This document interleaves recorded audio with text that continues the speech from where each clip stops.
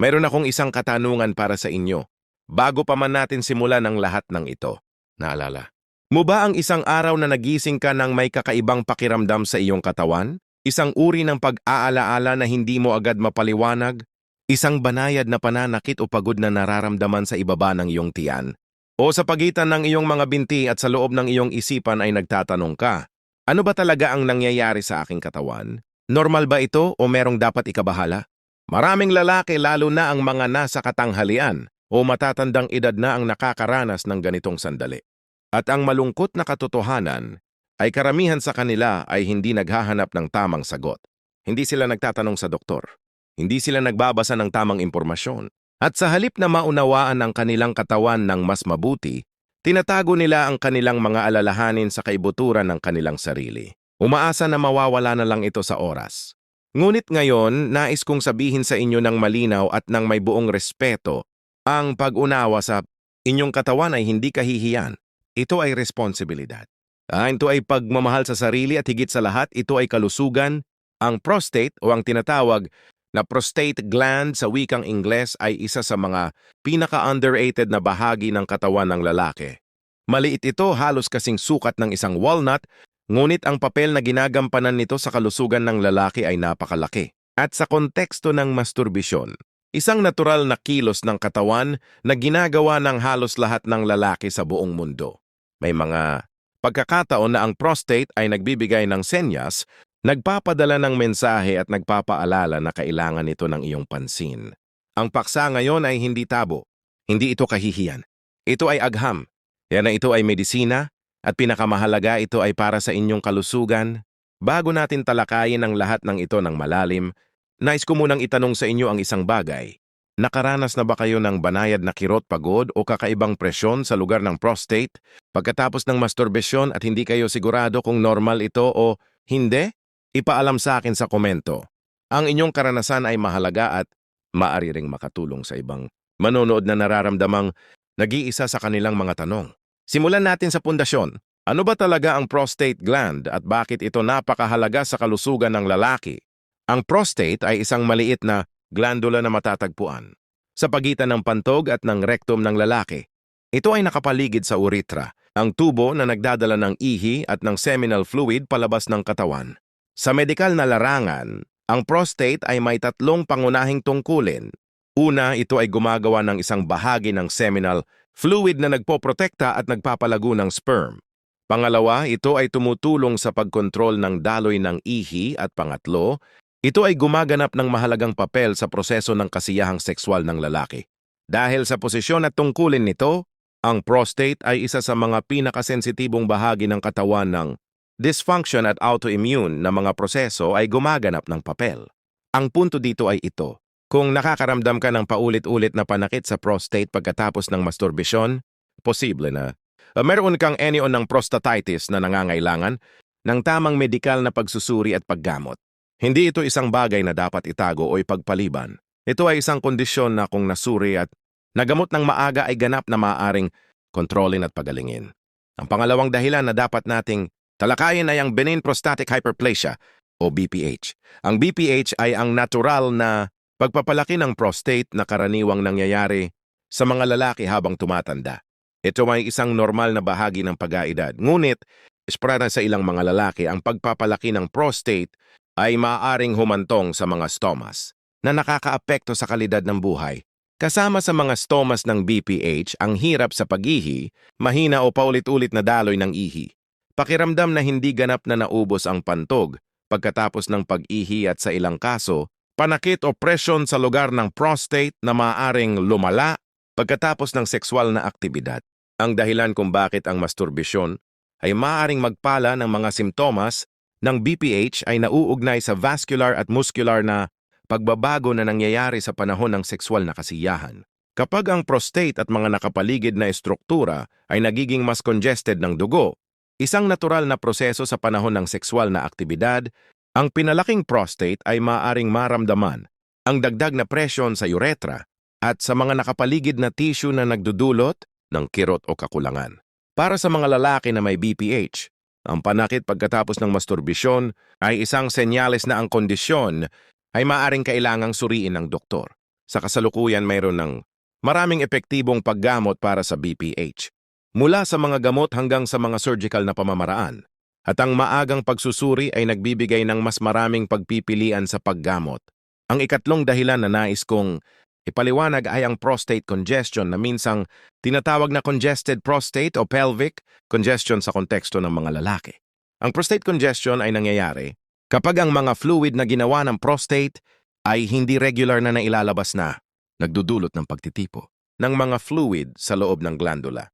Ito ay maaring mangyari dahil sa mahahabang panahon ng sexual na abstinence o sa kabaligtaran dahil sa sobrang daming sexual na aktibidad na nagdudulot ng inflammation ng mga tissue.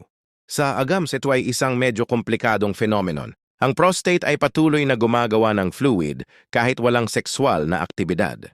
Kapag ang fluid na ito ay hindi na ilalabas sa regular na paraan, maaari itong magatipon at magdulot ng pagpapalaki at pamamaga ng mga tissue sa loob ng glandula. Ang resulta ay isang pakiramdam ng presyon, kabigatan o kirot sa lugar ng prostate. And yung kirot na ito ay maaaring maging mas kapansin-pansin sa panahon o pagkatapos accumulated na fluid. Ngunit para sa iba, ang anumang sexual na aktibidad ay bari nga mag-alala ng simoma sa maikling panahon bago lumamig ang inflammation. Ito ay isa sa mga dahilan kung bakit napaka-importante ng personaladong medikal na konsultasyon. Walang pangkalahatang sagot na angkop sa lahat. Ang iyong katawan ay natatangi at ang tamang pamamaraan para sa iyo ay maaring iba sa nararapat para sa ibang tao. Dito nais kong bigyan ng espesyal na pansin ang kahalagahan ng edad sa konteksto ng kalusugan ng prostate. Para sa mga lalaking nasa katanghalian, ang mga nasa kanilang 40s at 50s, ang mga pagbabago sa prostate ay isang natural na bahagi ng proseso ng pagkaedad. Ang testosterone levels ay unti-unting bumababa. Ang DHT o dihydrotestosterone ay isang hormone na nagmumula sa testosterone at gumaganap ng malaking papel sa pagpapalaki ng prostate ay patuloy na nag-iipon sa glandula habang tumatanda ang lalaki. Ang resulta ay ang unti-unting pagpapalaki ng prostate na nangyayari sa halos lahat ng lalaki na sapat na ang gulang para sa mga lalaking nasa kanilang 60s, 70s at higit pa. Ang mga issue sa prostate ay nagiging mas karaniwan at kailangan ng mas maingat na pagmamasid. Hindi lamang ito tungkol sa panakit pagkatapos ng masturbation. SOS ay tungkol sa pangkalahatang kalusugan ng prostate, kasama na ang regular na pagsusuri para sa prostate cancer. Ang prostate cancer ay isa sa mga pinakakaraniwang uri ng cancer sa mga lalaki sa buong mundo. Habang hindi naman direktang sanhi ng masturbasyon ng prostate cancer, ang regular na pagsusuri ng prostate kasama na ang PSA test at ang digital rectal exam ay mahalaga para sa lahat ng lalaking nasa tamang gulang. Lalo na ang mga may family history ng prostate cancer o mga nakakaramdam ng paulit-ulit na kirot sa lugar ng prostate. Nais kong maging malinaw ang simpleng panakit. Pagkatapos ng masturbasyon ay hindi agad-agad na senyales ng prostate cancer. Ngunit kung ang panakit ay paulit-ulit, lumalala o sinasamahan ng iba pang simptomas tulad ng dugo sa ihi o semen, hirap sa pag-ihi o sakit sa buto, ang pagbisita sa doktor ay hindi dapat ipagpaliban. Sandali nais kong ibahagi ang isang mahalagang bagay sa inyo. Sa puntong ito ng ating talakayan, nais kong sabihin bilang isang nagmamahal sa kalusugan at edukasyon ng tao, ang video na ito ay para lamang sa layunin ng impormasyon at kamalayan sa kalusugan. Ang lahat ng inilalagay ko dito ay batay sa medikal na kaalaman at layunin ng edukasyon. Ngunit ang mga impormasyong ito ay hindi kapalit ng tunay na konsultasyon sa isang lisensyadong medikal na profesional. Kung meron kang mga sintomas na nag-aalala sa'yo, mangyaring kumonsulta sa iyong doktor o urologist, sila ang may kakayahang magsagawa ng tamang pagsusuri at magbigay ng tamang paggamot para sa iyong partikular na sitwasyon. Lagi itong tandaan, ang wastong medikal na payo ay nagmumula sa isang doktor na personal na endings lalo na ang mga bahagi ng autonomic nervous system. Ang sistema na responsable sa mga bodily functions na hindi mo aktibong kinokontrol tulad ng tibok ng puso, pagtunaw at sexual na tugon. Ang autonomic nervous system ay may dalawang pangunahing sangay. Ang sympathetic nervous system na responsable sa fight or flight na tugon at ang parasympathetic nervous system na responsable sa rest and digest at sexual na kasiyahan. Sa panahon ng sexual na aktibidad, ang parehong sangay ng autonomic nervous system ay gumaganap ng papel. Ang parasympathetic nervous system ay nangunguna sa panahon ng unang yugto ng sexual na kasiyahan, habang ang sympathetic nervous system ay gumaganap ng mas malaking papel sa panahon ng ejaculation. Ang koordinasyon ng dalawang sistemang ito ay nagbibigay ng komplikadong sexual na karanasan na nararamdaman ng lalaki. Ngunit ano ang kahulugan nito sa konteksto ng panakit ng prostate? Kapag ang sympathetic nervous system ay labis na aktibo, halimbawa sa panahon ng matinding stress, pagkabalisa o emosyonal na tension, ang mga kalamnan ng pelvis at ang mga estruktura sa paligid ng prostate ay maaaring manatiling tense o contracted ng mas matagal kaysa normal. Ang chronic muscular tension na ito ay maaaring magdulot ng chronic pelvic pain na nararamdaman sa lugar ng prostate at ang panakit na ito ay maaaring lumala. Pagkatapos ng anumang sexual na aktibidad kasama na ang masturbisyon, ito ay isang mahalagang koneksyon. Ang inyong mental at emosyonal na estado ay direktang nakakaapekto sa inyong karanasan ng pisikal na kalusugan ng prostate. Ang stress management, relaxation techniques at mental wellness ay hindi lamang para sa isipan. Sila ay mahalaga rin para sa kalusugan ng inyong katawan kasama na ang inyong prostate. Dito nais kong talakayin ang papel ng hormones sa kalusugan ng prostate at sa karanasan ng panakit. Ang testosterone ay ang pangunahing male hormone at ito ay gumaganap ng mahalagang papel sa kalusugan ng prostate. Sa katawan ng lalaki, ang isang bahagi ng testosterone ay kino-convert sa DHT sa pamamagitan ng isang enzyme na tinatawag na 5-alpha reductase. Ang DHT ay may mas malakas na epekto sa prostate kaysa sa testosterone mismo at ito ang pangunahing driver ng paglaki ng prostate habang tumatanda ang lalaki. Ngunit maliban sa DHT, ang iba pang mga hormone ay gumaganap din ng papel sa kalusugan ng prostate. Ang prolactin na natural na tumataas pagkatapos ng sexual na aktibidad at ejaculation ay lamadatsing makaapekto sa prostate sa ilang mga kaso. Ang mga prostaglandins na mga hormone-like na substansya na nakatulong sa pag-regulate ng inflammation at mga muscular contractions ay naroroon din sa seminal fluid at sa mga tissue ng prostate at sila ay gumaganap ng papel sa mga physiological na proseso na nagaganap sa panahon at pagkatapos ng sexual na aktibidad para sa mga lalaking may hormonal imbalances. Mga kondisyong nakakaapekto sa kanilang hormonal na balance, ang mga karanasan sa kalusugan ng prostate ay maaaring maging mas komplikado at nangangailangan ng mas komprehensibong medical na pagsusuri. Ngayon, talakayin natin ang isang aspeto ng paksang ito na madalas ipinagpaliban sa mga medikal na talakayan ngunit napakahalaga para sa kabuuang kalusugan ng lalaki. Ang koneksyon sa pagitan ng kalusugan ng prostate at ng mental health. Yung mga lalaki na nakakaranas ng paulit-ulit na panakit o kakulangan sa lugar ng prostate lalo na pagkatapos ng isang natural at normal na gawain tulad ng masturbisyon ay madalas na nagsisimulang maranasan ng pagkabalisa at takot. Ang takot na ito ay maaaring magdulot ng isang vicious cycle. Ang pagkabalisa ay nagpapataas ng sympathetic nervous system activity na nagdudulot ng mas maraming muscular tension sa pelvis na nagpapalala ng kirot na nagdudulot ng mas maraming pagkabalisa at iba pa. Bukod dito, ang ilang mga lalaki ay nagsisimulang umiwas sa sexual na aktibidad dahil sa takot ng kirot. Ang pag-iwas na ito ay maaaring humantong sa mga isyu sa relasyon, pagbaba ng self-esteem at kahit depression sa ilang mga kaso. Ang mga problemang ito ay hindi limitado sa pisikal na kalusugan, sila ay sumasaklaw sa buong kalidad ng buhay ng isang tao. Ito ay isang mahalagang punto para sa lahat ng lalaki. Ang kalusugan ng prostate ay hindi lamang tungkol sa pisikal na katawan. Ito ay konektado sa inyong emosyonal na kalusugan sa inyong mga relasyon at sa inyong kabuang kagalingan.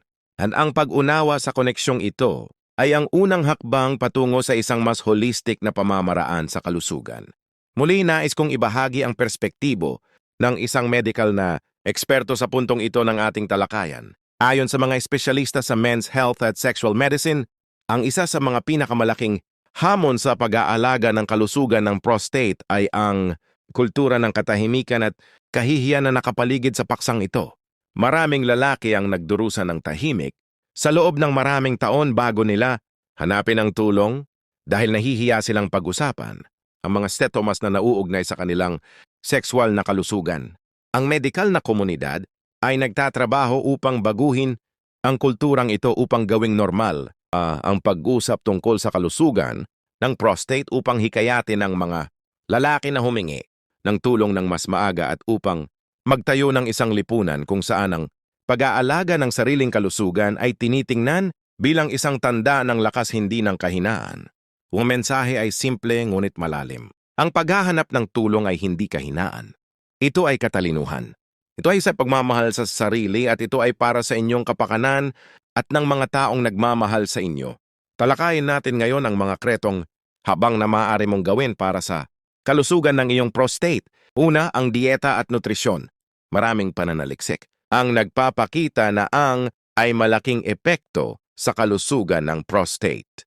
Ano yung sinapikang mayaman sa antioxidants tulad ng mga kamatis? Papel sa pagprotekta sa kalusugan ng prostate. Ang zinc ay isa pang mahalagang mineral para sa kalusugan ng prostate. Ang prostate gland ay may pinakamataas na konsentrasyon ng zinc sa lahat ng mga tissue sa katawan at ang sapat na zinc ay mahalaga para sa normal na paggana ng prostate. Ang mga pagkaing mayaman sa zinc ay kinabibilangan ng mga talaba, karne ng baka, buto ng kalabasa at mga legum. Ang mga omega-3 fatty acids na matatagpuan sa mga isda tulad ng salmon, tuna at mackerel ay nagpapakita rin ng anti-inflammatory na epekto na maaaring makatulong sa kalusugan ng prostate.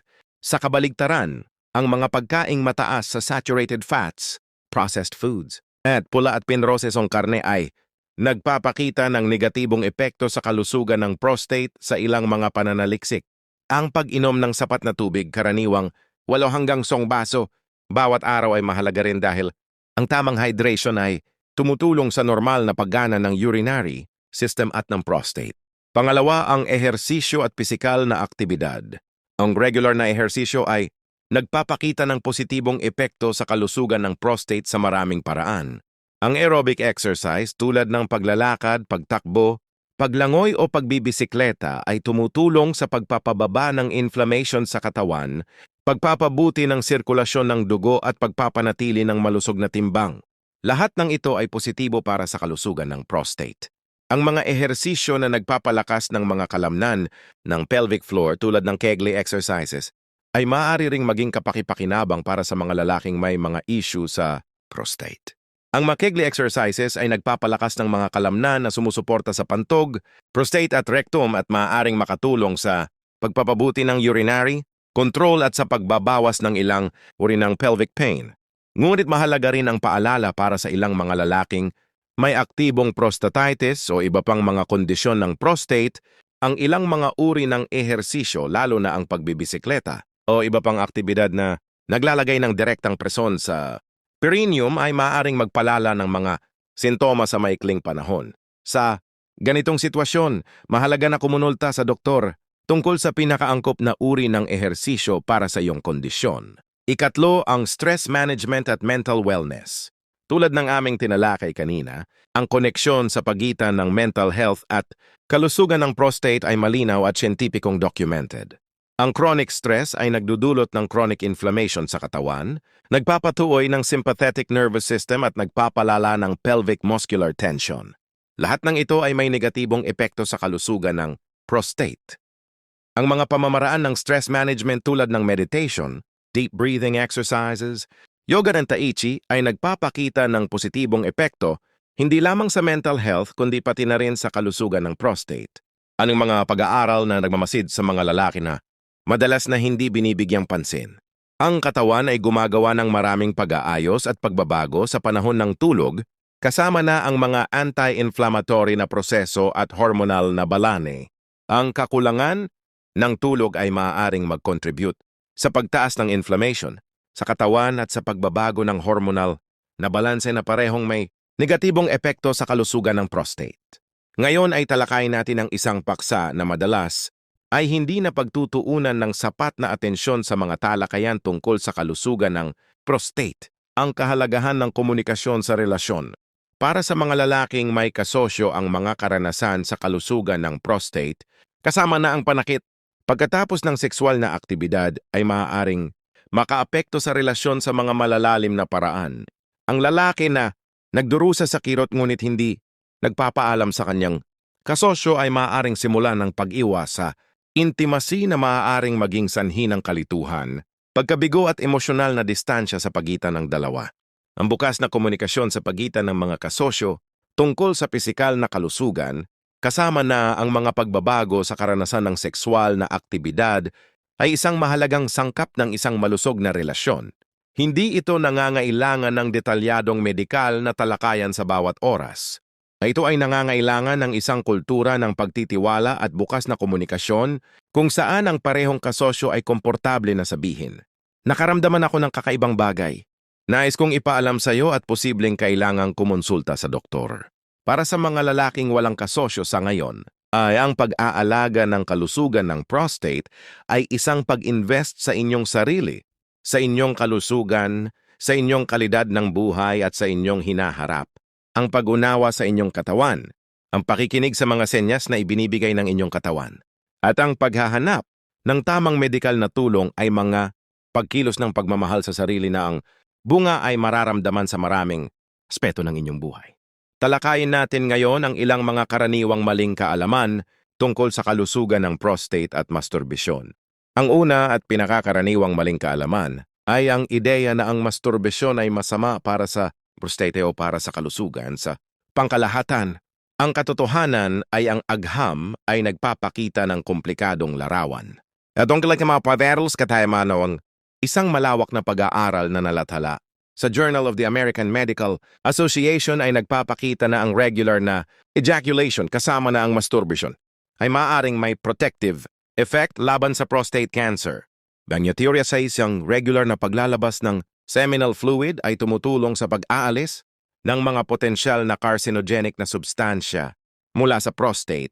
Ngunit tulad ng lahat ng mga bagay sa medical na agham, ang katotohanan ito ay mas komplikado kaysa sa isang simpleng masturbasyon ay mabuti para sa prostate. Iyon ang konteksto, the last at individual na kondisyon ng kalusugan ay lahat ay mahalaga. Para sa mga lalaking may aktibong